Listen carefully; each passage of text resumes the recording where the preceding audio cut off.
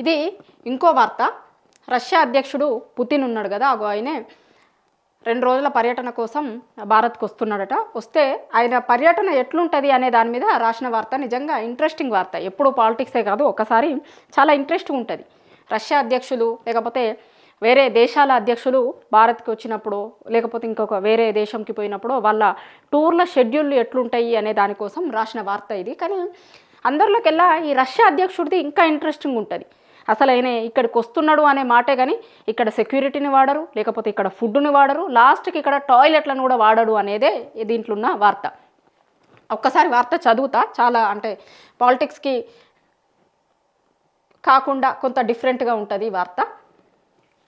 Moscow నుంచే toilet, telephone, తినే ప్రతి ఆహారం రష్యా నుంచి తెచ్చిన ల్యాబ్లో పరీక్ష, మలమూత్ర విసర్జితాలు బ్యాగ్లో సేకరించి మాస్కోకి. రష్యా అధ్యక్షుడు పుతిన్ భారత పర్యటనకు భద్రతా ఏర్పాట్లు ఇవి. ఈ బ్యాగ్ ఉంది కదా, దీంట్లో మలమూత్ర విసర్జితాలు సేకరించిన బ్యాగు, ఈ బ్యాగ్లో తీసుకొని పోయి మళ్ళీ వాళ్ళ దేశం పట్టుకొని పోతారట, ఇక్కడ ఇడిచిపెట్టారు.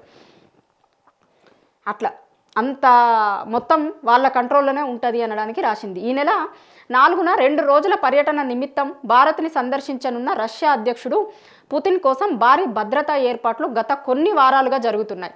పుతిన్ భారత్లో తినే ప్రతి ఆహార పదార్థాన్ని రష్యా నుంచి తెచ్చిన ల్యాబొరేటరీలో పరీక్షించనున్నారు. అంతేగాక ఆయన పర్యటనలో ప్రత్యేక షెఫ్లు కూడా ఉంటారు. వాళ్ళు కూడా అక్కడి నుంచే వస్తారట. ఈయన తినే వంట చేస్తారు కదా, ఆ వంటకు వాడే దినుసులు మొత్తం కూడా వాళ్ళ దగ్గర నుంచే తెచ్చుకుంటారట. అక్కడి నుంచి తీసుకొచ్చిన దానితోనే ఆహారం తయారైద్ది. ల్యాబ్ సిబ్బంది పరీక్షించిన తర్వాతే ఆయనకి భోజనం అందజేస్తారు.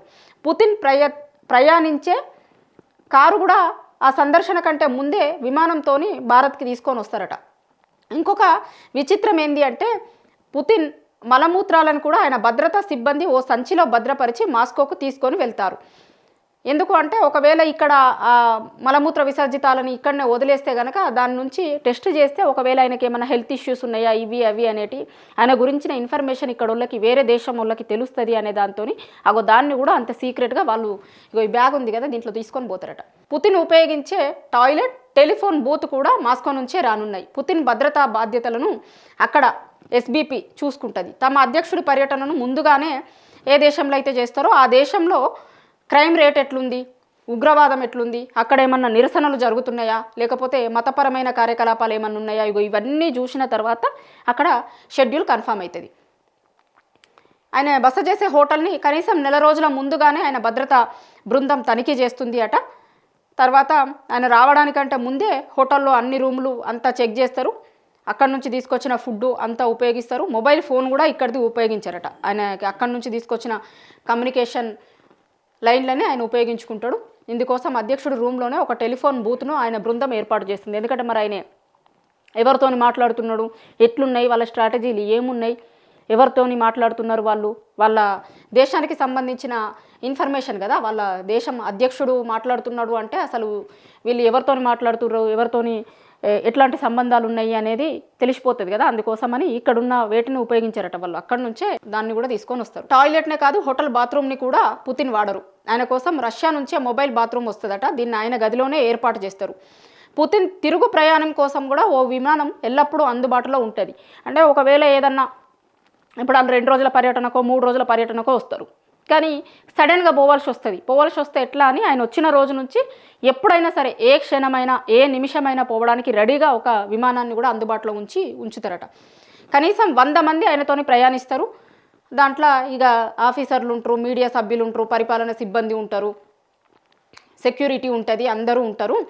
ఇక దీంట్లో ఆయన విమానానికి ఉన్నటువంటి ప్రత్యేకతలు ఏంది అనే దాని గురించి కూడా ఒక వార్త రాసిరు. సో ఆయన 4 తారీఖు రోజు 2 రోజుల పర్యటన నిమిత్తం వీడికి వస్తున్నాడు పుతిన్. ఏ దేశం పోయినా, నాట్ ఓన్లీ ఇక్కడ ఇప్పుడు ఇండియాకు వస్తున్నాడు కాబట్టి ఇట్లాంటి ఏర్పాట్లు అది ఇదని కాదు, ఈయన ఏ దేశం పోయినా కూడా మొత్తం వాళ్ళ సెక్యూరిటీనే ముందు వస్తుంది. వాళ్ళ సెక్యూరిటీ మొత్తం అక్కడ నుంచి తీసుకొచ్చిన ఫుడ్ను ఈడ వాడతారు. ఆయనకి పెట్టే ముందు మళ్ళీ ఒకసారి చెక్ చేస్తారు. పక్కనకి ఉండేటువంటి సెక్యూరిటీ కావచ్చు, లేకపోతే ఇక్కడ ఎట్లాంటి పరిస్థితులు ఉన్నాయి అనేది మొత్తం అంచనా వేసిన తర్వాతే ఒకసారి ఈడ ఎప్పుడు రావాలి ఏంది అనేది షెడ్యూల్ అవుతుంది. కానీ షెడ్యూల్ అయిన తర్వాత కూడా మళ్ళీ 2-3 వారాల ముందే వచ్చి మళ్ళీ క్రాస్ చెకింగ్ అంటారు కదా, అట్లా చేసుకొని మొత్తం అయిన తర్వాత అప్పుడు పుతిన్ వస్తాడు అన్నట్టు.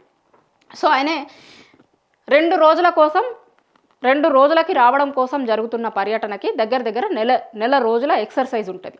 ముందు ఒక నెల రోజుల ఎక్సర్సైజ్ చేసిన తర్వాత ఆయన ఒక దేశంలో అడుగు పెడతారు. దానికి సంబంధించిన వార్త ఇది.